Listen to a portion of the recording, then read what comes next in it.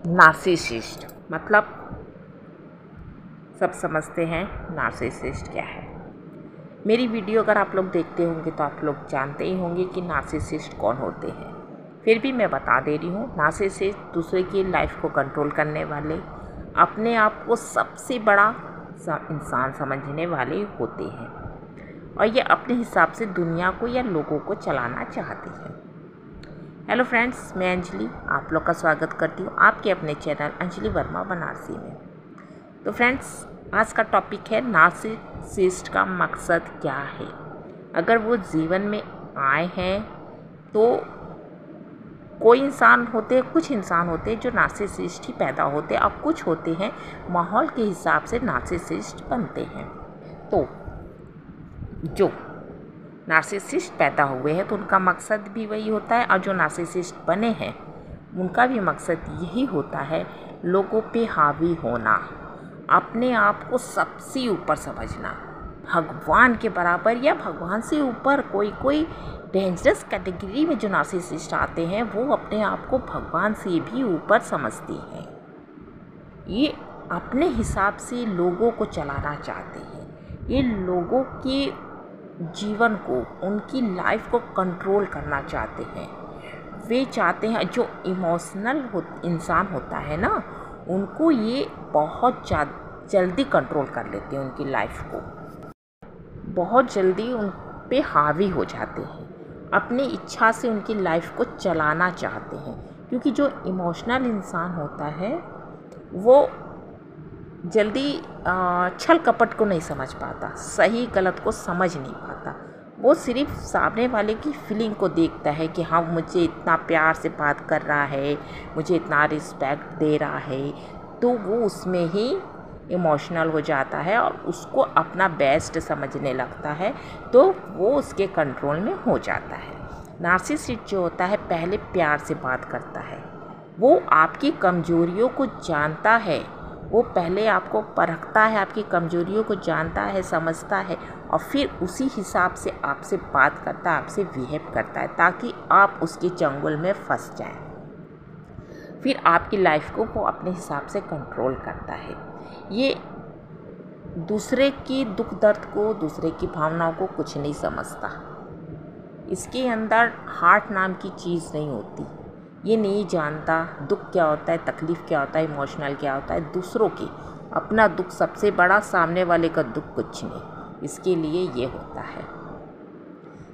Narcissist जो होते हैं ये आपके ऊपर इतना मतलब इस तरह से आपके ऊपर हावी होते, आपको खुद नहीं पता चलता, आपको समझ में ही नहीं आएगा कि वो कर क्या रहा है, वो कह क्या रहा है। अब कब कैसे आप उसकी बातों में आ जाते हैं और एक एक बात उसकी मानने लगते हैं। आप जैसे जैसे वो कहता है वैसे वैसे चलने फिरने लगते हैं आप। ये नार्सिसिस्ट अपने आप को सबसे महान, सबसे शक्तिशाली और सबसे बड़ा इंसान समझता है।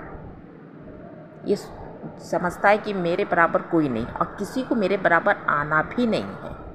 अगर उसके बराबर जाने की कोई कोशिश करता है तो वो उससे अपना दुश्मन बना लेता है। ये अपने अंदर के मैं की सबसे पूजा करवाना चाहता है। ये चाहता है मेरे अंदर का जो मैं है, मेरा जो अहंकार है, अहम है, ईगो है, उसकी सब पूजा करे, उसको सब जाने, उसको सब माने। क्योंकि इसका जो अहंकार है वही ये सब करवाता है।